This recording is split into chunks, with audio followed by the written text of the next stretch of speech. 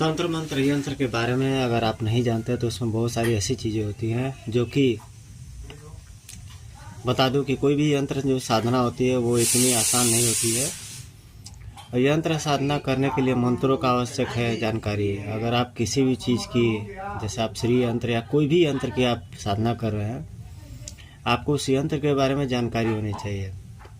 बहुत सारे ऐसे यंत्र जैसे कुबेर यंत्र हो गया, श्री यंत्र हो गया, श्री विद्या हो गया। तो आजकल एक पैटर्न त्रिकोणमिति एक आकृति दिखाई पड़ती है, चंद्राकार एक आकृति दिखाई पड़ती है, यानी ट्रायंगुलर शेप में दिखाई देती है, कभी सर्कल के शेप में, कभी रेक्टेंगल के शेप में, यानी कि कुछ शेप्स दिखाई देते हैं। तो उन शेप्स का विशेष महत्व होता है कि वो चारों तरफ से लॉक्ड हैं, उनके दीवार है, वॉल बने हुए हैं। तो आध्यात्मिक चीज़ें बहुत सूक्ष्म होती हैं, उनको समझने के लिए ब्रेन चाहिए और दिमाग चाहिए। ऐसा नहीं है कि आप सहजता से उनको समझ सकते हैं, फर्स्ट बात। और सेकंड बात यह है कि जो चीज़ नहीं समझ में है उसको प्रॉपर तरीके से समझने का कोशिश करना चाहिए। आजकल तो इतने ज़्यादा माध्यम है कि आप तंत्र मंत्र यंत्र के क्लिष्ट भाषा आप किसको बोलते हैं, कठिन भाषा, यानी कि ऑकल्ट लैंग्वेज, उसको भी आप समझ सकते हैं। तो इतना आसान नहीं है उनके विज्ञान के बारे में जानना, उनका जो साइंस है, जो उनकी मैथोडोलॉजी, उनको जानना इतना आसान नहीं है। हालांकि उसकी लैंग्वेज और जो संस्कृत में लिखी हुई चीज़ें होती हैं उसको आप संस्कृत पढ़ करके स्कूल कॉलेज में समझ सकते हैं, क्योंकि हज़ारों साल पहले की चीज़ें हैं। हज़ारों साल पहले कितने समय लिखी गई और किस वेद की ये ऋचाएँ हैं, हम उसको नहीं समझ सकते हैं।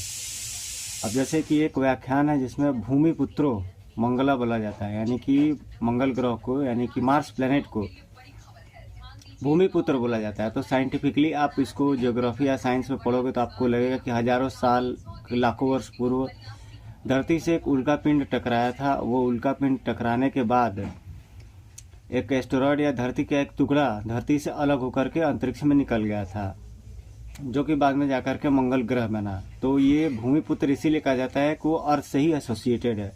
इसको ज्योग्राफी में आप ऐसे समझ सकते हो। खैर, तो ग्रह नक्षत्रों की दुनिया और ज्योतिष की दुनिया बिल्कुल अलग होती है और बहुत ही ऑकल्ट होती है।